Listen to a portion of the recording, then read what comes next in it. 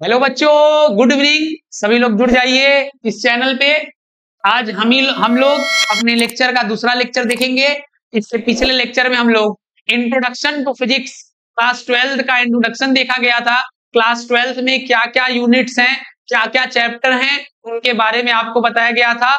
और आज इस लेक्चर में हम लोग उस चैप्टर को किस तरीके से आगे बढ़ाएंगे, उस चैप्टर में क्या क्या बेसिक मैथ्स यूज हैं, क्या क्या बेसिक टूल्स हैं जो कि यूज होंगे, जो कि आना ही चाहिए। क्लास 11th में कुछ बेसिक वेक्टर हम लोग जानते थे, वो सीखे थे, लेकिन कुछ बच्चों के लिए वो नया होगा जो 11th में उससे नहीं पढ़े हैं। तो इसीलिए हम चैप्टर को स्टार्ट करने से पहले आज उस बेसिक लेक्चर को कर रहे हैं जिसमें कुछ बेसिक मैथ्स हैं जो कि बच्चे पहले से ही, जो थोड़ा तेज बच्चे हैं, स्ट्रांग बच्चे हैं, वो ये सारे चीजों को पहले से ही जानते हैं। लेकिन आज का मेरा जो ये सेशन है, ये उन बच्चों के लिए है जो फिजिक्स के क्वेश्चन को लगाने में थोड़ा सा डरते हैं, थोड़ा सा उनको झिझक होता है, क्योंकि उनका बेसिक मैथ्स जो होता है वो बहुत ही वीक होता है।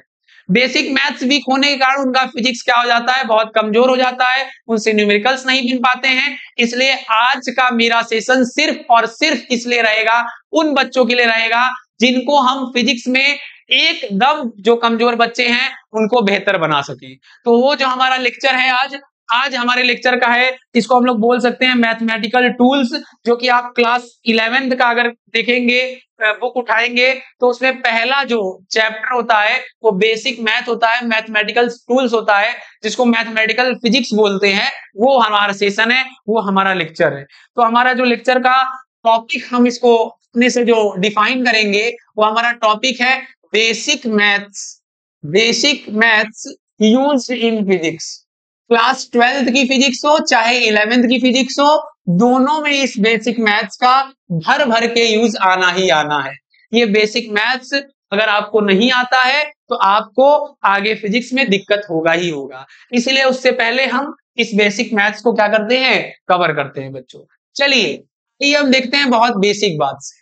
बहुत बेसिक इसमें बात क्या है, सबसे पहले हम लोग अगर एक ट्रायंगल की बात करें, एक राइट एंगल ट्रायंगल की बात करें, जिसको हिंदी में बोलते हैं समकोण त्रिभुज, एक समकोण त्रिभुज की बात करें, तो इस समकोण त्रिभुज में एक कोण ये है क्या, 90 अंश है।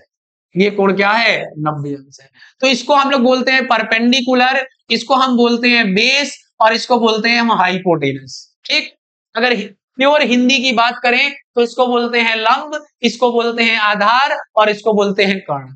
6, 7, 8 से ही हम लोग जान रहे हैं कि जो हाइपोटेनस का स्क्वायर होता है वो परपेंडिकुलर का स्क्वायर होता है प्लस बेस का स्क्वायर होता है। हिंदी में हम लोग बोल सकते हैं कर्ण का स्क्वायर बराबर लंब का स्क्वायर प्लस आधार का स्क्वायर। ये फॉर्मूला आप सभी को आना ही चाहिए, बहुत ही जगह फिजिक्स में इसका भर भर के क्या है, यूज होना।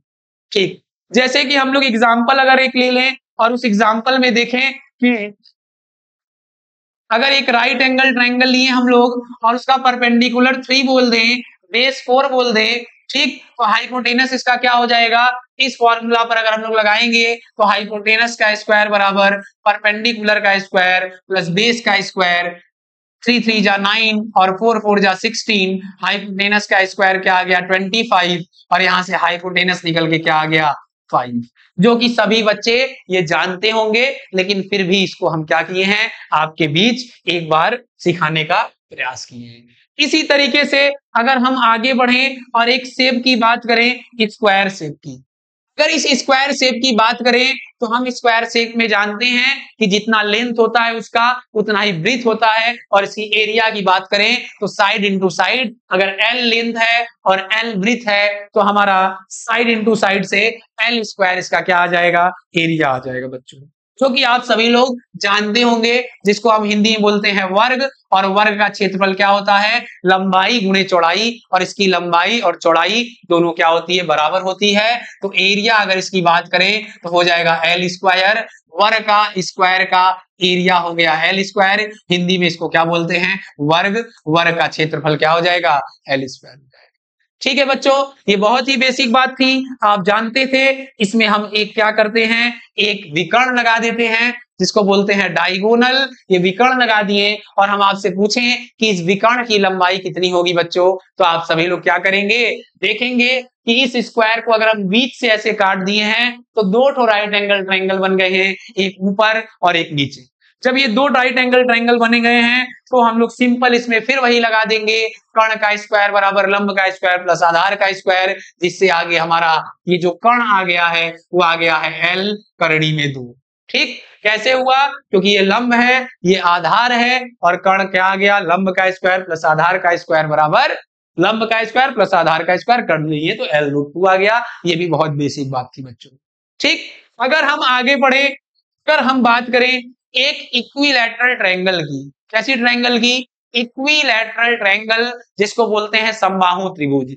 ये वाला जो टॉपिक है इक्विलैटरल ट्रायंगल का, ये बहुत से बच्चों को इसमें थोड़ा सा दिक्कत होता है, जो थोड़ा सा एवरेज बच्चे हैं उनको भी इक्विलैटरल ट्रायंगल को समझने में दिक्कत होता है। तो आइए हम लोग समबाहु त्रिभुज को, इक्विलैटरल ट्रायंगल को समझते हैं, जिसका रीयूज हमारे क्लास 12th के फिजिक्स हो चाहे 11th के फिजिक्स हो, बीच बीच में न्यूमेरिकल्स में आते रहेंगे। चलिए आते हैं, हम लोग देखते हैं कि आखिर इक्विलैटरल ट्रायंगल क्या होता है बच्चों। इक्विलैटरल ट्रायंगल के बारे में समझते हैं, जिसको हिंदी में बोलते हैं समबाहु त्रिभुज। ये इक्विलैटरल ट्रायंगल जैसा देखिए हम लोग का लोगो भी है इक्विलैटरल ट्रायंगल जैसा, उसी को बोलते हैं। इक्विलैटरल ट्रायंगल की जो प्रॉपर्टी है उस प्रॉपर्टी को हम लोग समझ सकते हैं कि इक्विलैटरल ट्रायंगल की प्रॉपर्टी क्या होती है कि इसकी सारी साइड्स इक्वल होती है। इक्विलैटरल ट्रायंगल की ऑल साइड्स आर इक्वल, और जो इसके एंगल होते हैं 60 डिग्री होते हैं बच्चों, जो कि कुछ लोग इसमें से कुछ बच्चे, जो कि बेसिक बात है बहुत, ये सब जानते हैं। ठीक, एल एल एल, जो यूपी बोर्ड के बच्चे हैं उनको हम बता देना चाहते हैं कि इसको बोलते हैं समबाहु त्रिभुज। समबाहु त्रिभुज एक ऐसा त्रिभुज होता है जिसकी सभी भुजा क्या होती है, बराबर होती है, और जिसके सभी कोण 60-60 अंश के होते हैं। ठीक है बच्चों, अब इसमें क्या कलाकारी करेगा, इसमें वो क्या कर सकता है, इसमें वो कर सकता है क्वेश्चन वाला कि यहां से एक परपेंडिकुलर गिरा देगा, और परपेंडिकुलर गिरा के हमसे कहेगा कि अगर ये ट्रायंगल है ए बी सी और इस पॉइंट को अगर हम डी बोल दें तो हमें एडी का डिस्टेंस पूछ सकता है। इसमें क्या पूछ सकता है बच्चों, हमें डिस्टेंस एडी का पूछ सकता है। तो ये भी कोई बड़ी बात नहीं है बच्चों, ये एकदम बेसिक चीज है, आप लोग इसको भी एकदम आराम से कर ले जाओगे। ये परपेंडिकुलर हो गया, ये हाइपोटेनस हो गया, ये बेस हो गया, और हम जानते हैं कि एक इक्विलैटरल ट्रायंगल के वर्टेक्स से अगर हम परपेंडिकुलर ड्रा करते हैं तो जो उसका बेस है, जो उसका साइड्स है, वो हाफ हाफ पार्ट में क्या हो जाता है, डिवाइड हो जाता है। तो ये डिस्टेंस हो गया L/2 बच्चों, और उधर वाला डिस्टेंस भी क्या हो गया, L/2, दोनों डिस्टेंस हो गया L/2। तो इसमें ये भी एक राइट एंगल ट्रायंगल दिख रहा है, क्योंकि इसका एक कोण क्या है, 90 अंश है बच्चों। ये राइट एंगल ट्रायंगल दिख रहा है। इस राइट एंगल ट्रायंगल को अगर हम लोग निकाल लें, ये वाले पार्ट को अगर हम लोग निकाल लें और देखा जाए इस वाले पार्ट को निकाल के, तो ये ए है हमारा, ये बी है और ये डी है। ये कोण क्या है, 90 अंश है। ये वाली भुजा क्या है, इसका लेंथ एल है। ये वाली भुजा की बात करें तो इसका लेंथ क्या है, L/2 है। तो वही पाइथागोरस का प्रमेय लगाएंगे हम लोग बच्चों, और पाइथागोरस का प्रमेय लगा के वही बोलेंगे कि कर्ण का स्क्वायर बराबर लंब का स्क्वायर, लंब क्या है मेरे भाई, एडी है, एडी स्क्वायर प्लस आधार का स्क्वायर, आधार का स्क्वायर हो गया L/2 का होल स्क्वायर। यहां से अगर हम एडी के स्क्वायर को सॉल्व करें तो एडी का स्क्वायर हो गया L square minus L square by 4। कैसे ये सब बच्चों हो रहा है, इसको इधर भेज दिए और L स्क्वायर बाई क्या हो गया, 4 हो गया। एडी का स्क्वायर 4 एलसीएम ले लिए तो इधर हो गया 4L square minus L square upon 4, मतलब आ गया 3L स्क्वायर अपॉन 4। तो एडी का स्क्वायर आ गया 3L स्क्वायर अपॉन 4। तो यहां से एडी क्या आ गया, एडी आ गया √3L/2। तो ये हमारा एडी का क्या आ गया, डिस्टेंस आ गया, जिसका यूज हम लोग फिजिक्स में क्या करेंगे, एकदम बहुत जगह इसका यूज हम लोग करते रहेंगे। ठीक, अगर कभी कभी क्या करेगा, इसमें इसका एक सेंट्रॉइड बना देगा, एक इसका केंद्रक बना देगा, और इस केंद्रक से यहां पर एक इसका सेंट्रॉइड बना दिया जिसको पॉइंट O बोल दिया, और इस केंद्रक से ऊपर का डिस्टेंस AO और इस केंद्रक के नीचे का डिस्टेंस OD, इसके बारे में हमसे क्या करेगा, पूछ लेगा। तो हम इसको कैसे करेंगे बच्चों, इसको हम लोग नेक्स्ट स्लाइड में, अगले स्लाइड में देखते हैं, जो कि बहुत ज्यादा इंपॉर्टेंट है कि कैसे हम लोग उसको निकालेंगे। चलिए आइए देखते हैं। फिर से एक बार हम लोग एक इक्विलैटरल ट्रायंगल बना लेते हैं। इक्विलैटरल ट्रायंगल बना दिए। अभी जस्ट बताए हैं कि इसके ऑल साइड्स क्या होते हैं, इक्वल होते हैं। ऑल साइड्स इक्वल बना दिए। अभी बताए हैं कि एक वर्टेक्स से अगर परपेंडिकुलर गिराए हैं तो क्या हो जाता है, आधा आधा पार्ट में बढ़ जाता है उसका साइड। यहां से अगर हम उसको अगर परपेंडिकुलर ड्रॉ कर दिए तो ये हो जाएगा l/2 और वो भी हो जाएगा क्या, l/2। ये भी डिस्टेंस हो गए हमारे l/2 और ये भी डिस्टेंस हो गए क्या, l/2। चलिए ये हमारा क्या है, सेंट्रॉइड। ठीक, ये सेंट्रॉइड है। तो अब देखिए क्या करेंगे, इसमें क्या ज्योमेट्री हम लोग लगाएंगे, इस सेंट्रॉइड को इससे मिलाएंगे। ठीक, जैसे ही इस सेंट्रॉइड को हम लोग इस एक वर्टेक्स से मिला दिए तो ये टोटल एंगल था 60 डिग्री और वो 60 डिग्री एंगल हाफ पार्ट में बढ़ गया, मतलब ऊपर वाला एंगल हो गया 30 डिग्री और नीचे वाला एंगल भी 30 डिग्री हो गया। ये इक्विलैटरल ट्रायंगल की देखिए प्रॉपर्टी होती है। इक्विलैटरल ट्रायंगल की प्रॉपर्टी एक बार फिर से रिपीट कर रहे हैं, ऑल साइड्स आर इक्वल और all angle are 60 degree if a perpendicular draw from any vertex of a side is divided into half part and angle also divided in half part।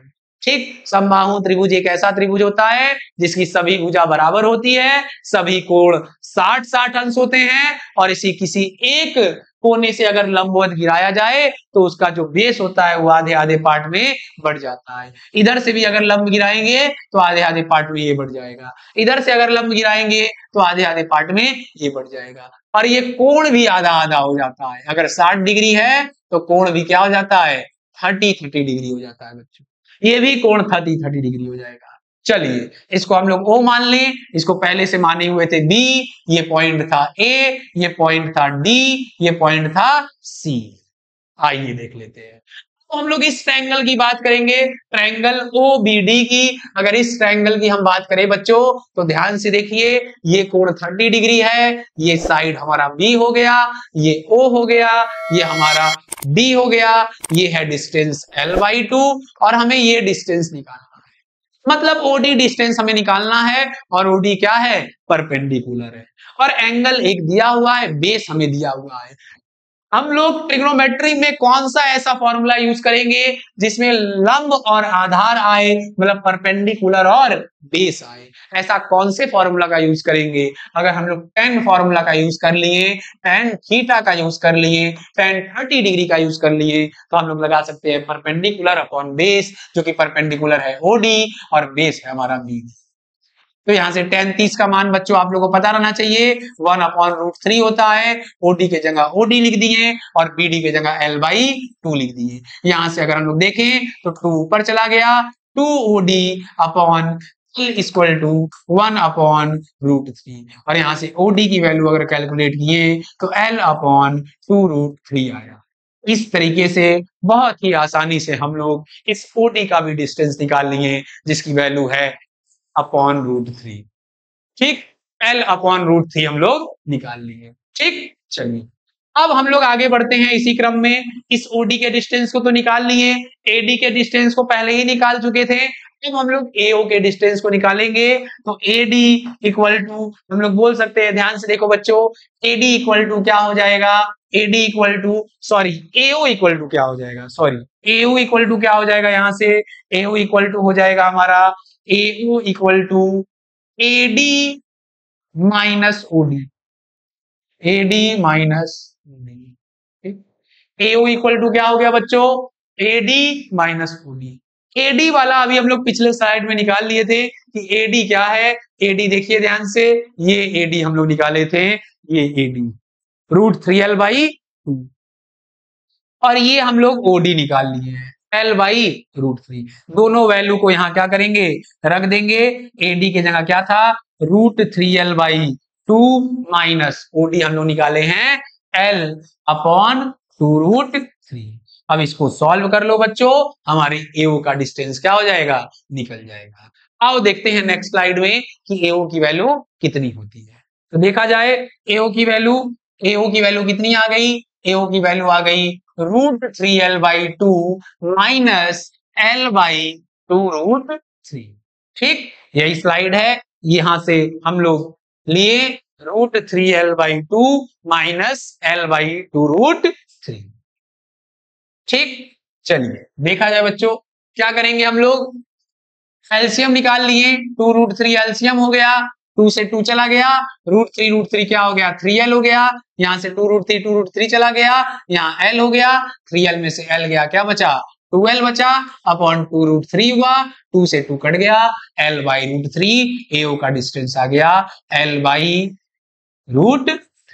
इस तरीके से हम लोग तीनों डिस्टेंस को क्या कर लिए, निकाल लिए, जिसका यूज फिजिक्स में सारे चैप्टर में होगा। एक बार फिर से हम लोग को समराइज कर देते हैं, सारा बहुत ही इंपॉर्टेंट है सबको, और हम लोग को फिजिक्स में क्या करना है, ये सारे डिस्टेंस को याद कर लेना है। कुछ बच्चों को ये नहीं आता है, जिसके कारण उनसे न्यूमेरिकल्स नहीं बन पाते हैं। आइए देखते हैं, एक बार फिर से हम लोग इक्विलैटरल ट्रायंगल को बनाते हैं।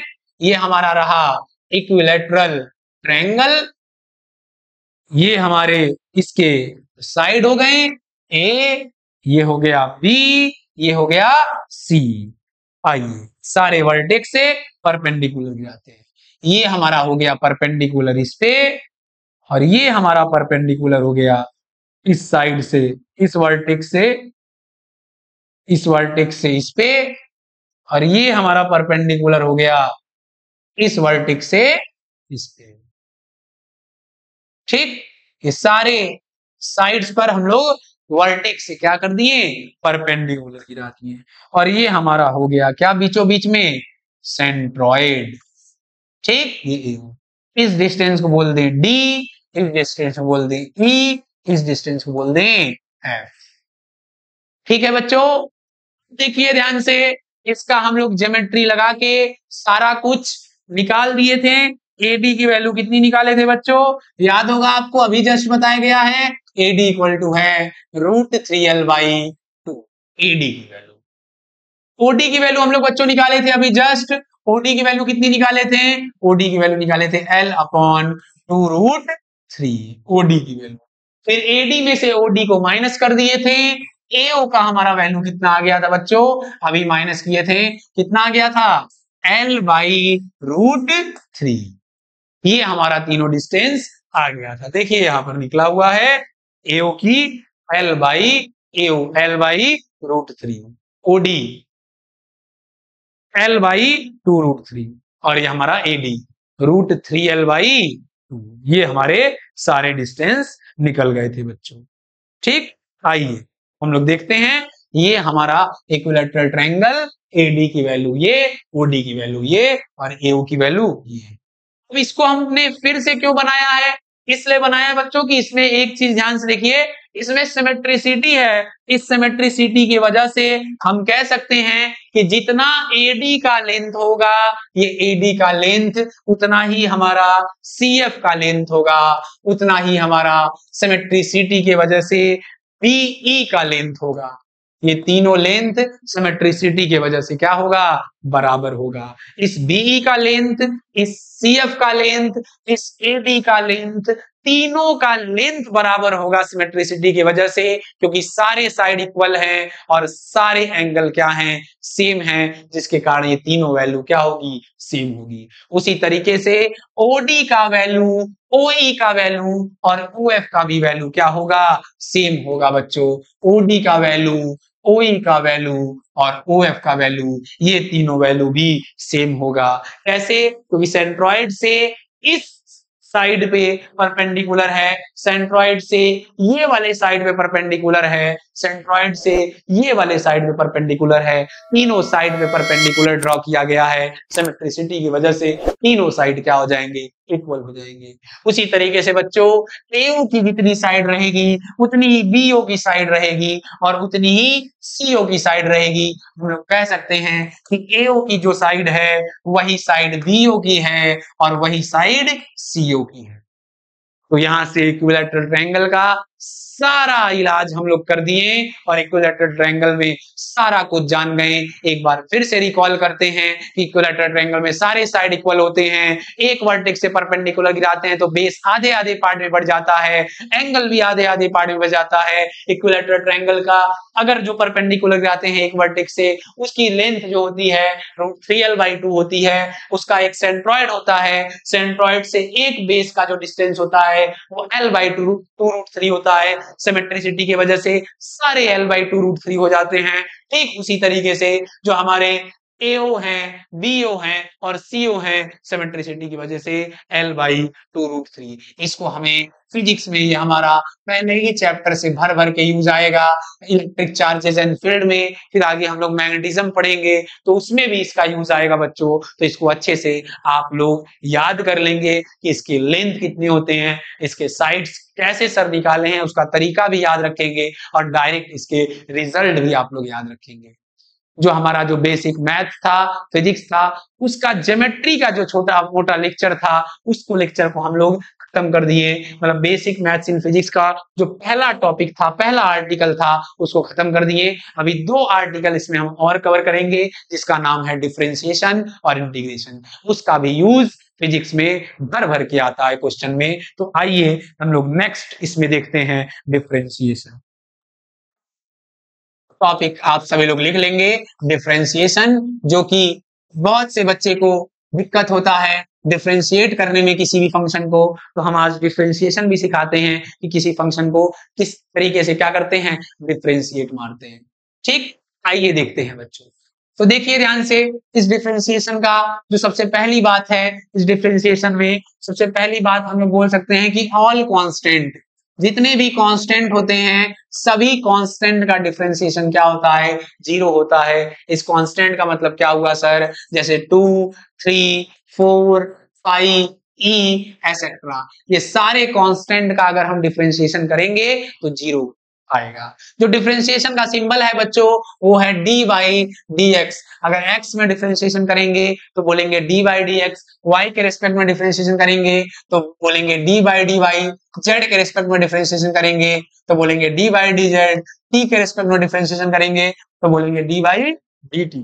ये डिफरेंशिएशन का सिंबल है। तो हम लोग जो पहला देखे हैं इसके हिसाब से अगर हम लोग बोले कि d/dx तो कितना हो जाएगा, 0। मतलब किसी कांस्टेंट का डिफरेंशिएशन चाहे आप किसी के रेस्पेक्ट में कर लो, x के रेस्पेक्ट में कर लो, y के रेस्पेक्ट में कर लो, z के रेस्पेक्ट में कर लो, t के रेस्पेक्ट में कर लो या किसी के रेस्पेक्ट में कर लो, आंसर क्या आने वाला है, 0 आने वाला है। तो इस बात को क्या करना, ध्यान रखना बच्चों। दूसरी बात अगर हम कहें कि d/dx x का डिफरेंशिएशन क्या होगा, तो d/dx x का डिफरेंशिएशन क्या होता है, 1 होता है बच्चों। हम सोच सकते हैं वैसे भी कि dx dx कट गया, लेकिन ये गलत रूल है कि dx dx कट गया। बस हम लोग जानेंगे कि x का डिफरेंशिएशन x के रेस्पेक्ट में कितना होगा बच्चों, 1 होगा। इसी तरीके से y का डिफरेंशिएशन y के रेस्पेक्ट में कितना होगा बच्चों, 1 होगा। इसी तरीके से z का डिफरेंशिएशन z के रेस्पेक्ट में कितना होगा बच्चों, 1 होगा। उसी तरीके से t का डिफरेंशिएशन t के रेस्पेक्ट में कितना होगा बच्चों, 1 होगा। ये हमारी दूसरी प्रॉपर्टी थी जिसको हमें क्या रखना होगा, ध्यान रखना होगा। अगर किसी अदर फंक्शन के रेस्पेक्ट में अदर फंक्शन का डिफरेंशिएशन क्या करेंगे, तो हम लोग फिजिक्स में उसको कांस्टेंट मान के ट्रीट करके डिफरेंशिएशन कहते हैं। जैसे कि हमसे कह दिया गया, जैसे कि कोई बच्चा कहा कि सर d/dx, यहाँ z लिखा हो तो क्या होगा, तो हम लोग z को कांस्टेंट ट्रीट कर देंगे कि z क्या है, कांस्टेंट है, और उसके हिसाब से यहाँ क्या हो जाएगा, 0 हो जाएगा। क्योंकि एनी कांस्टेंट या ऑल कांस्टेंट का डिफरेंशिएशन क्या होता है, 0 होता है बच्चों। मतलब x के रेस्पेक्ट में किसी अदर फंक्शन का डिफरेंशिएशन 0 होता है।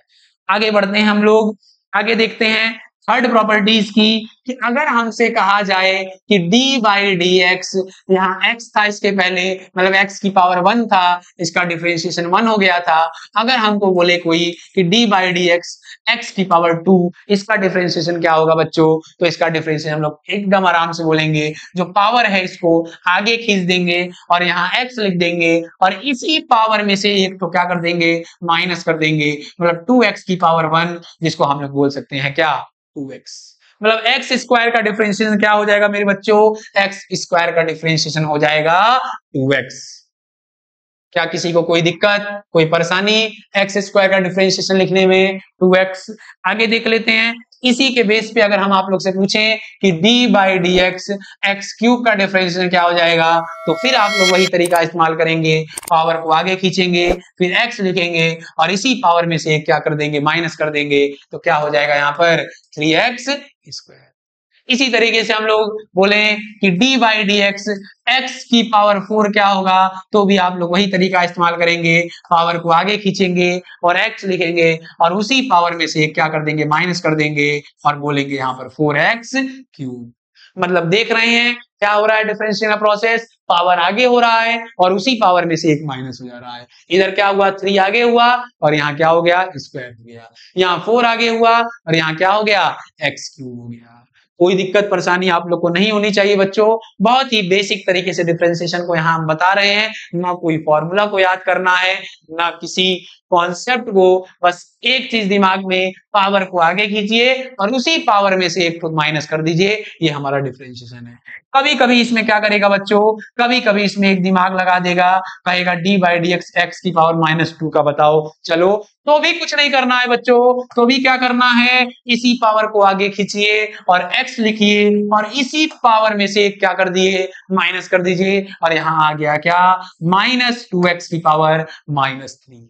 चाहे जैसा भी क्वेश्चन हो बच्चों, तरीका उसी तरीके को इस्तेमाल करना है। कभी कभी बच्चे उलझ के रह जाते हैं, लिख देगा sir d by D x x की पावर -3/2, इसका डिफरेंशियल कैसे होगा सर, वही तरीका सर, बिल्कुल वही तरीका, इसमें -3/2x और इसी पावर में से एक क्या कर देना है बच्चों, माइनस कर देना है और यहाँ क्या हुआ, -3/2x और इसको सॉल्व करेंगे तो -3 -2/2 मतलब क्या हो गया, -5/2 बच्चों। और इसी सब तरीके से, इसी सब कॉन्सेप्ट से हम सभी के बुक में, जो कि लगभग लोग क्या करते हैं, इस फॉर्मूला को याद करा देते हैं, लेकिन अब इस फॉर्मूला को आप लोग खुद बना लोगे। जैसे हम बोले कि d by D x x की पावर n क्या होगा, तो कुछ नहीं करना है बच्चों, पावर को आगे खींचना है, x लिखना है और उसी पावर में से एक माइनस कर देना है और कहना है n(x(n-1). इसी फॉर्मूला को बच्चे याद करते हैं कि d by D x x की पावर n n(x(n-1). तो ये फॉर्मूला आप लोग खुद अपने से लिख लिए बच्चे, याद करने की कोई आवश्यकता नहीं है, बस कॉन्सेप्ट को ध्यान में रखिए कि किस तरीके से हमें चीजों को क्या करना है, याद करना है। ये हमारा क्या है, कॉन्सेप्ट है। इस कॉन्सेप्ट को क्या करिए आप लोग, दिमाग में फिट कर लीजिए। ठीक ठीक है बच्चों, तो हम लोग आगे इसमें देखते हैं कि आगे क्या हो सकता है। अब देखिए ध्यान से,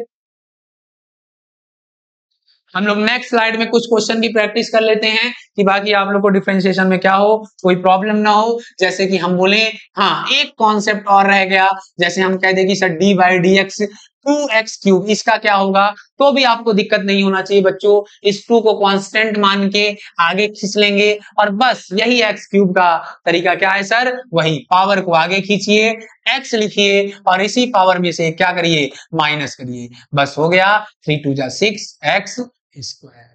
ठीक, अगर हम बात करें इसी तरीके से बात करें दूसरा एग्जांपल को लेके, सर 4x3 का क्या होगा, फिर वही सर 4 कांस्टेंट है, बाहर खींचिए, x की पावर 3 है, 3 को आगे लीजिए, x और इसी पावर में से क्या कर दीजिए, माइनस कर दीजिए, क्या हो गया 12x स्क्वायर। तो देख रहे हैं बच्चों डिफरेंशिएशन कितना सिंपल आपको बन रहा है, कुछ नहीं करना, पावर को आगे खींचना है और चीजों को क्या करना है, सॉल्व कर लेना है। आगे देखिए बच्चों, कभी कभी क्या करेगा, कुछ अलग तरीके से चीजों को लिख कर देगा। अलग तरीके से कैसे लिख कर देगा, समझिए ध्यान से, कह देगा कि 1 बाई एक्स स्क्वायर का डिफरेंशिएशन बताइए, या कह देगा आपसे कि 1 बाई एक्स का डिफरेंशिएशन बताइए, या कह देगा आपसे 1 बाई √2 का डिफरेंशिएशन बताइए। 1 बाई √2, सॉरी 1 अपॉन √2 का तो कांस्टेंट हो जाएगा, ये कांस्टेंट वैल्यू है, तो एक कांस्टेंट का डिफरेंशिएशन क्या हो जाएगा, 0। अगर यहाँ का देगा 1 अपॉन √x, इस फंक्शन का डिफरेंशिएशन आप लोग से कह देगा 1 upon x square, 1 upon x, 1 upon √x, ये सबका डिफरेंशिएशन बताइए। कुछ नहीं करना है, एकदम आराम से इसको x की पावर में लिख सकते हैं हम लोग -2, इसको लिख सकते हैं x की पावर में -1, इसको लिख सकते हैं 1/x की पावर 1/2। अगर इसको बढ़िया से लिखें x की पावर 1/2 क्या हो जाएगा, ऊपर चला जाएगा, तो x की पावर 1/2 ऊपर चला गया तो क्या आ गया बच्चों, x की पावर -1/2। बस वही बेसिक फॉर्मूला, बस वही बेसिक फॉर्मूला। इस पावर को क्या करेंगे, आगे खींचेंगे x और इस पावर में से -1 कर देंगे, क्या आ गया बच्चों, -2x की पावर -3। इसमें भी वही बेसिक फॉर्मूला, इस पावर को आगे खींचेंगे, x लिखेंगे और इस पावर में से क्या कर देंगे, 1 माइनस कर देंगे, क्या आ गया बच्चों, -x की पावर -2। इसमें क्या करेंगे, वही बेसिक फॉर्मूला बच्चों, इस पावर को आगे खींचेंगे x और इस पावर में से क्या कर देंगे, 1 माइनस कर देंगे, तो क्या आ गया, -1/2 x की पावर -3/2। क्या दिक्कत हुआ बच्चों, इसको अगर थोड़ा बढ़िया से लिखेंगे तो क्या लिख सकते हैं, -1/x²। इसको क्या बढ़िया से कैसे लिखेंगे सर, -2/x³। क्या इसको भी बढ़िया से लिखा जा सकता है, इच्छा करे तो लिख दीजिए -1/2x की पावर 3/2। क्या लॉजिक समझ में आया, किस तरीके से हम किसी फंक्शन का डिफरेंशिएशन कर रहे हैं। ठीक है बच्चों, इसको आप रिवाइज कर लीजिएगा कि कैसे ये डिफरेंशिएशन हो रहा है। हम आगे कुछ डिफरेंशिएशन के फॉर्मूला को लिखते हैं, उस फॉर्मूला को भी आप लोग क्या कर लीजिएगा, याद कर लीजिएगा। डिफरेंशिएशन के कुछ फॉर्मूला हैं जिसके साथ हम लोग इंटीग्रेशन भी क्या कर देंगे, स्टार्ट कर देंगे। डिफरेंशिएशन एंड इंटीग्रेशन मतलब हम लोग अब डिफरेंशिएशन के फॉर्मूला को लिख के इंटीग्रेशन टॉपिक पे चलेंगे और आपको इंटीग्रेशन भी सिखाएंगे। ठीक, चलिए देखिए, तो हमारा टॉपिक है डिफरेंशिएशन। एक साइड आप लोग लिख लीजिए डिफरेंशिएशन और इसी के साथ बगल में इंटीग्रेशन का फॉर्मूला लिख लीजिए, क्योंकि दोनों फॉर्मूला साथ में ही याद होता है। फॉर्मूला को हम लोग क्या करेंगे, साथ में याद करेंगे और बाकी इंटीग्रेशन के कॉन्सेप्ट को जस्ट अभी इस फॉर्मूला लिखाने के बाद हम लोग समझते हैं कि ये इंटीग्रेशन क्या होता है। डिफरेंशिएशन का फॉर्मूला, पहला फॉर्मूला बोले हम d/dx sin x, तो क्या होता है बच्चों, cos x। इसी तरीके से इंटीग्रेशन इसका क्या होता है, उल्टा होता है। ये इंटीग्रेशन का सिंबल है और ये हमारे डिफरेंशिएशन का symbol.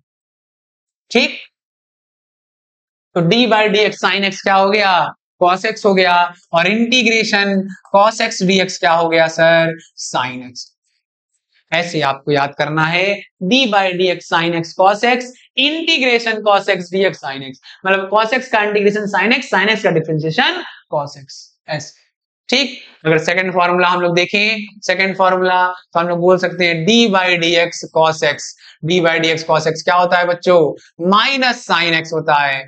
d/dx cos x minus sine x, और इंटीग्रेशन साइन x dx की अगर हम बात करें तो क्या हो जाता है, माइनस cos x होता है। ठीक, d/dx sin x cos x, integration cos x dx sin x। इसी तरीके से d/dx cos x minus sine x और integration sin x dx minus cos x। ठीक, अगर हम लोग बात करें कि d/dx log x क्या होता है, तो होता है 1/x। अगर हम बात करें इंटीग्रेशन 1/x dx क्या होता है, तो आप लोग बोलोगे log x। लेकिन इसी में अगर हम बोलते हैं d/dx 1/x क्या होता है, तो जस्ट d/dx 1/x अभी इसके पहले यहां बताया गया था। देखिए d/dx 1/x क्या होता है, अभी जस्ट हम बताए थे d/dx 1/x। देखिए तब इस तरीके से करेंगे x की पावर -1 और क्या होता है -1/x²। क्या चीजें समझ में आ रही हैं कि चीजें किस तरीके से हो रही हैं, तो d/dx 1/x क्या होता है, -1/x। इससे बचकर रहना है, कभी कभी यहां पर आपको क्या किया जाएगा, कंफ्यूज किया जाएगा। तो d/dx log x हो गया 1/x, तो इंटीग्रेशन 1/x dx क्या हो गया, log x हो गया। नेक्स्ट स्लाइड में हम लोग देखते हैं, नेक्स्ट स्लाइड में अगर हम बोले कि इंटीग्रेशन, सॉरी इस साइड हम लोग डिफरेंशिएशन लिख रहे थे, तो हम लोग डिफरेंशिएशन क्या करेंगे, d/dx e का पावर x, तो इसका डिफरेंशिएशन होता है e का पावर x। इधर इंटीग्रेशन की बात करें, इंटीग्रेशन e का पावर x dx क्या हो जाएगा, e का पावर x ही होगा। मतलब e का पावर x का डिफरेंशिएशन e का पावर x होता है और e का पावर x का इंटीग्रेशन भी क्या होता है, e का पावर x ही होता है। ठीक है बच्चों, ये हमारे डिफरेंशिएशन और इंटीग्रेशन के कुछ फॉर्मूले थे, और भी बाकी फॉर्मूला हैं। तो जब आप डिफरेंशिएशन इंटीग्रेशन आपको पढ़ाया जाएगा तो सारे फॉर्मूला आप लोग उस समय आप लोग को याद हो जाएंगे। और जो बायो के बच्चे हैं वो क्या करेंगे सर, वो बुक से ये सारे फॉर्मूला को क्या करेंगे, देख के लिख के क्या करेंगे, याद करेंगे। इस फॉर्मूला का डेरिवेशन कोई इंपॉर्टेंट नहीं है, ये चाहे मैथ्स के बच्चे हो चाहे बायो के बच्चे हो, इसका इंपॉर्टेंस सिर्फ और सिर्फ फॉर्मूला को क्या करना है, याद करना है, और फॉर्मूला को याद करके तुरंत अप्लाई करना है क्वेश्चन में।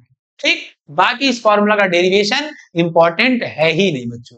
ठीक, आगे हम लोग बढ़ते हैं। अब आगे हम लोग इंटीग्रेशन को सीख लेते हैं। यही लास्ट हम लोग इंटीग्रेशन को सीख के और डेफिनेट इंटीग्रेशन को सीख के इस लेक्चर को खत्म करेंगे। ठीक, इंटीग्रेशन एंड डेफिनेट इंटीग्रेशन। ठीक, इंटीग्रेशन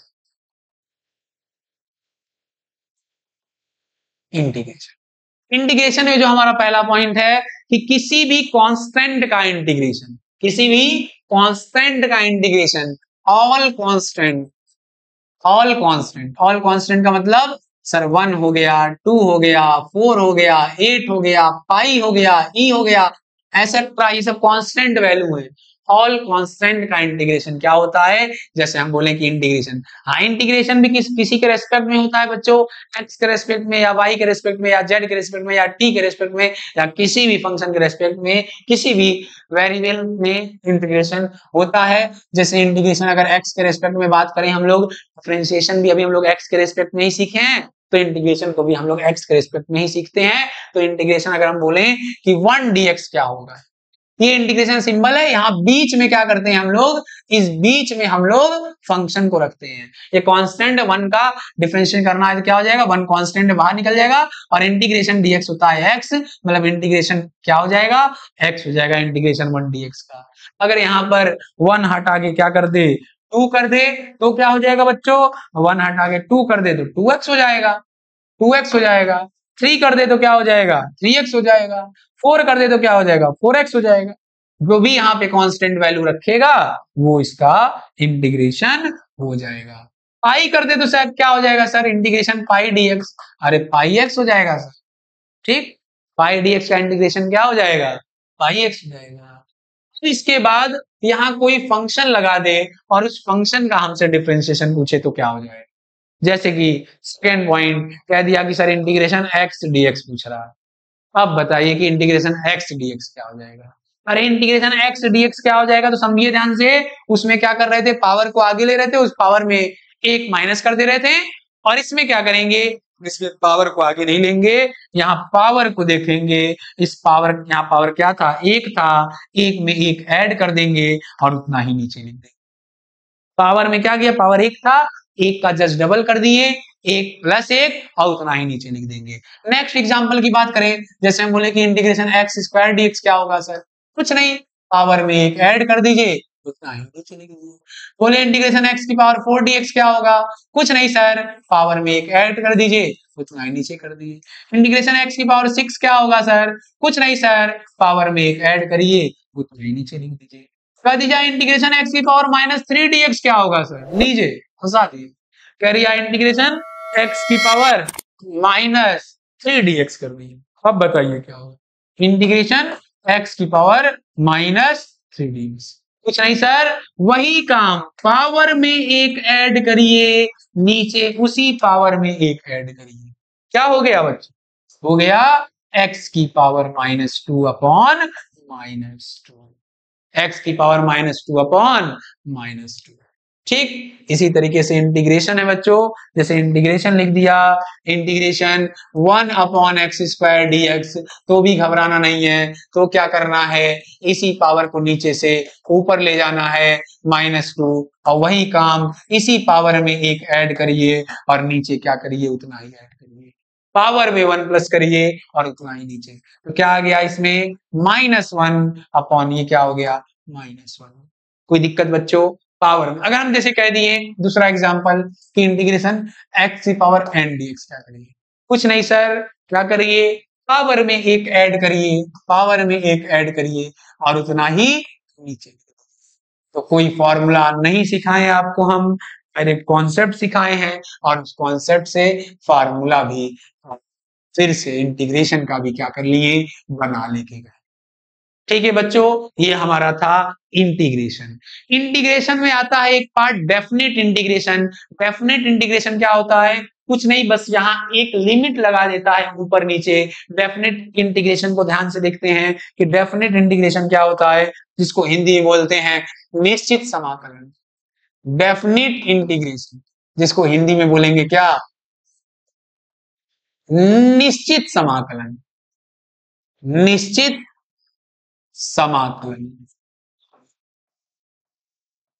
समाकलन, समाकलन को देखिए मतलब होता है एडिशन चीजों का, लेकिन एक लिमिट लगा दिया, एक लिमिट लगा दिया, इसको बोलते हैं लोअर लिमिट।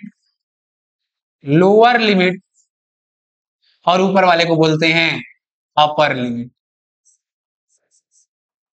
और यहाँ कोई भी फंक्शन हो सकता है, कोई भी फंक्शन। कांस्टेंट फंक्शन अभी हम लिखे थे 0 1 2 3, एक्स का फंक्शन लिखे थे, साइन फंक्शन हो सकता है, कॉस फंक्शन होता है जिसका हम फॉर्मूला भी लिखवाए थे, कोई भी फंक्शन हो सकता है। इसको बोलते हैं हम क्या?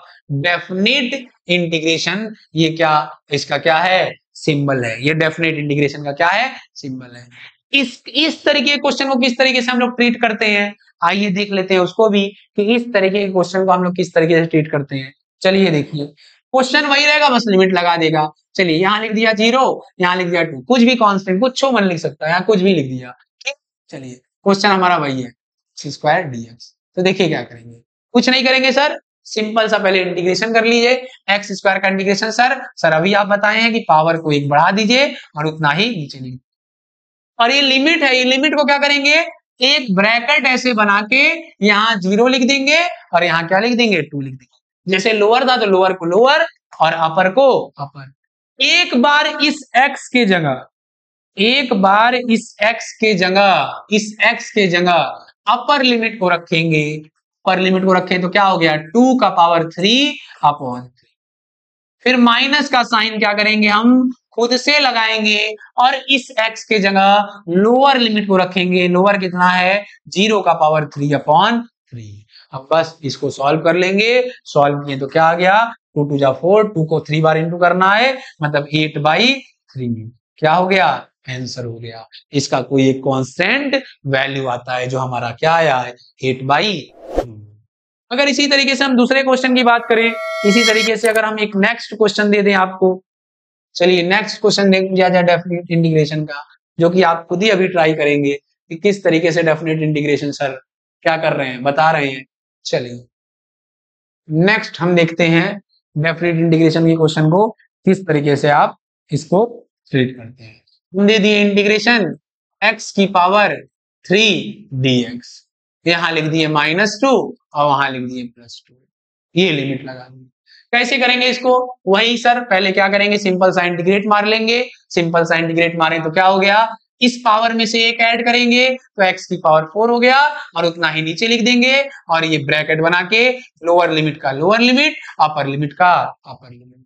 फिर क्या करना है बच्चों, x की जगह एक बार अपर लिमिट को रखिए, फिर माइनस का साइन खुद से लगाइए, फिर x की जगह लोअर लिमिट को रखिए। चलिए देखिए, x की जगह पहले अपर लिमिट को रखें 2 की पावर 4 अपॉन 4, माइनस का साइन खुद से लगाइए, इस x की जगह लोअर लिमिट को रखिए -2 की पावर 4 अपॉन।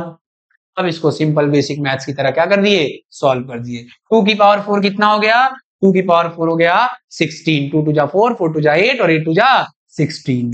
16 बाई क्या हो गया, 4 हो गया और 4 4 जा 16 कट गया, यहाँ क्या आ गया 4। इसको देख लेते हैं, -2 की पावर 4 और -2 की पावर 4 ये इवन है, 4 क्या है, इवन है, तो माइनस साइन तो लेगा नहीं, तो वही क्या हो गया 16 अपॉन क्या हो गया 4, ये भी वैल्यू निकल कर क्या आ गया 4 और 4 - 4 क्या आ गया 0 आ गया। तो इसका इंटीग्रेशन का आंसर क्या आ जाएगा बच्चों, 0 आ जाएगा। ऐसे नेक्स्ट एग्जाम्पल भी हम ले सकते हैं, ऐसे तमाम एग्जाम्पल को लेके हम लोग क्या कर सकते हैं, सॉल्व कर सकते हैं। अब थोड़ा अच्छे एग्जाम्पल ले लेते हैं, नहीं तो बच्चे कहेंगे, कुछ अच्छे बच्चे कहेंगे इसमें खाली सस्ता एग्जाम्पल लेके क्या कर रहे हैं, सॉल्व कर रहे हैं। तो एक बार क्या कर रहे हैं, हम कुछ अच्छे एग्जाम्पल लेके क्या कर दे रहे हैं, आपके बीच कर रहे हैं। चलिए एक अच्छे एग्जाम्पल ले रहे हैं, यहाँ -π/2 लिख दिए, चलिए यहाँ π/2 लिख दिए, यहाँ लिख दिए हम cos थीटा d थीटा। आइए ये क्वेश्चन बना दिए, integration lower limit -π/2 upper limit π/2 cos theta d theta. cos theta का इंटीग्रेशन क्या होगा बच्चों, कॉस, अभी हम लोग फॉर्मूला देखे हैं, सारे फॉर्मूला को अभी सर लिखे हैं, ये देखिए सारे फॉर्मूला को अभी लिखे हैं, ये सारा स्लाइड अभी हम आपको दे देंगे, सारे स्लाइड को आप लोग देख लीजिएगा, और ये वीडियो लेक्चर भी आप देख ही रहे हैं, वीडियो लेक्चर के माध्यम से सारे स्लाइड भी आपको मिल जाएंगे। इस पे फॉर्मूला है इंटीग्रेशन cos x dx क्या हो गया, sin x हो गया, cos x dx क्या हो गया, sin x हो गया। बस इसी फॉर्मूला से हम लोग ये वाले क्वेश्चन को क्या करेंगे, लगा देंगे। Integration cos theta D theta क्या हो गया, ये हो गया हमारा sin थीटा हो गया, और ये लिमिट को क्या करेंगे सर, ऐसे ब्रैकेट बना के क्या कर दिए, लिख दिए। Integration cos theta D theta sin theta, और लिमिट को ब्रैकेट बना के लिख दिए। वही काम करेंगे सर, पहले एक बार थीटा के जगह अपर लिमिट रखेंगे पाई बाई 2, माइनस का साइन खुद से लगाएंगे, और थीटा के जगह क्या करेंगे, लोअर लिमिट को रखेंगे माइनस पाई बाई 2। अभी कुछ फॉर्मूला ट्रिग्नोमेट्री का बेसिक आप लोग जानते होंगे कि माइनस साइन माइनस थीटा क्या होता है, माइनस साइन थीटा होता है, तो यहाँ क्या हो गया साइन पाई बाई 2, और ये माइनस आगे आ जाएगा, प्लस हो गया, यहाँ हो गया क्या sine pi by 2, sine pi by 2 मतलब 90 डिग्री, साइन 90 1 और साइन 90 क्या 1, 1 प्लस 1 कितना हो गया 2 आ गया बच्चों, इसका क्या आंसर। ये थोड़ा अच्छे क्वेश्चन हम ले लिए थे एग्जाम्पल के तौर पे, तो हम लोग यहाँ पर बेसिक एकदम मैथ ज्योमेट्री के बारे में देखें, स्क्वायर के बारे में देखें, इक्विलैटरल ट्रायंगल के बारे में देखें, पाइथागोरस का फॉर्मूला देखें जो कि आप सभी लोग जानते होंगे, इक्विलैटरल ट्रायंगल के बारे में डिटेल में समझे, जिसका यूज सारे चैप्टर में मैग्नेटिज्म में, इलेक्ट्रिक चार्जेस एंड फील्ड में भर भर के होगा, उसके बारे में देखें। फिर उसके बाद हम लोग सारे डिफरेंशिएशन और इंटीग्रेशन को धीरे धीरे देखें, डिफरेंशिएशन सारे फंक्शन का, कांस्टेंट फंक्शन का, वेरिएबल फंक्शन का, सारे इंटीग्रेशन, डिफरेंशिएशन और डेफिनेट इंटीग्रेशन, जितने बेसिक मैथ थे, जहां तक मुझे लग रहा था कि ये सब का उपयोग एक जो कमजोर विद्यार्थी हैं उनको भी एक जो एवरेज स्टूडेंट है या टॉपर स्टूडेंट है उनके बराबर लेवल में लाने के लिए उनको ये लेक्चर जरूर अटेंड करना चाहिए। आप जितने भी कमजोर हो फिजिक्स में, लेकिन अगर आप इस लेक्चर को ईमानदारी के साथ देखोगे और ईमानदारी के साथ इसके सारे कॉन्सेप्ट को समझोगे, तो आप भी फिजिक्स में एक अच्छे स्टूडेंट जिस तरीके से न्यूमेरिकल को सॉल्व करते हैं आप भी उस लेवल पे आ जाओगे। मुझे आशा ही नहीं पूरा विश्वास है कि आप इस लेक्चर को जरूर देखोगे और इसको इसमें दिए गए सारे पीडीएफ नोट्स को खुद से लिखकर अपना हैंड रिटन नोट्स बनाकर तब नेक्स्ट क्लास को आप क्या करोगे, ज्वाइन करोगे।